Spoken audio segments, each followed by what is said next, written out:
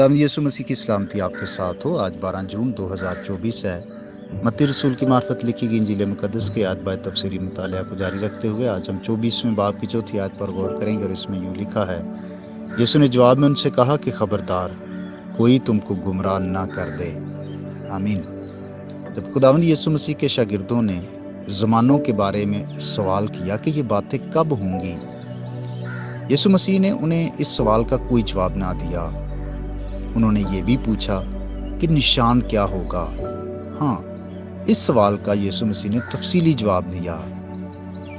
इस मौका पर यीशु मसीह ने अपने शागिर्दों से जो कुछ कहा, इसका मकसद उनके तजस्सुस की तस्कीन नहीं था, अगर था भी तो बहुत कम। यीशु मसीह के लिए ज़्यादा अहम बात थी उनको खबरदार करना। यीशु मसीह इन वाक़यात की तशरीह नहीं करता कि क्या क्या होगा, बल्कि अपने शागिर्दों को उन वाक़यात के लिए तैयार करता है।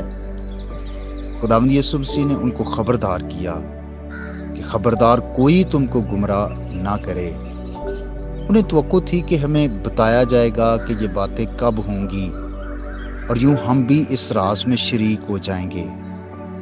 लेकिन खुदावंद यीशु मसीह ने उनके तजस्सुस यानी उनका जो सस्पेंस था उसको रोका।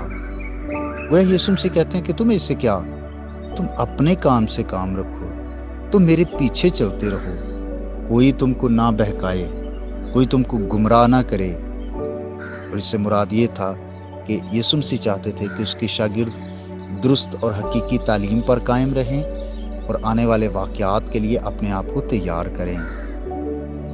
याद रखिएगा कि सताने वाले कलीसिया के इतने बड़े दुश्मन नहीं हैं जितने कलीसिया को बहकाने वाले।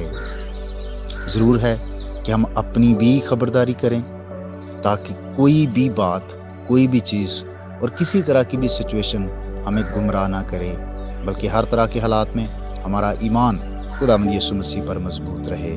खुदा आपको बरकत दे। आइए हम दुआ मांगे। इस यीशु में हमारे बाप, हम तेरी शुक्रगुजारी करते हैं आज की इस नई सुबह के लिए, ज़िंदगी और ज़िंदगी की सारी नेमतों बरकतों बख्शिशों के लिए तुझे मुबारक कहते हैं। ऐ खुदा, हम शुक्रगुजार हैं कि तूने हमें ज़िंदगी दी है, सलामती बख्शी है और खुदा हम बथेरे लोगों से बेहतर ज़िंदगी गुजार रहे हैं। हम तेरी शुक्रगुजारी करते हैं। तमाम देखी हुई नेमतों के लिए, अनदेखी नेमतों के लिए भी तेरी शुक्रगुजारी करते हैं। तू जो माजी, हाल और मुस्तकबिल का खुदा है, ऐ बाप हमें भी फजल अता कर कि हम अपने मुस्तकबिल के बारे में फ़िक्रमंद ना हों, बल्कि यीशु मसीह की दूसरी आमद के लिए अपने आप को तैयार करें और इस अखीर ज़माने में हम सब के ईमान को कायम और मजबूत रखना और हर रोज़ हमारे ईमान को बढ़ा।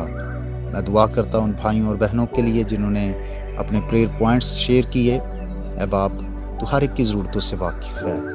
तेरा फजल उनकी ज़िंदगी पर कसरत से चाहता हूँ।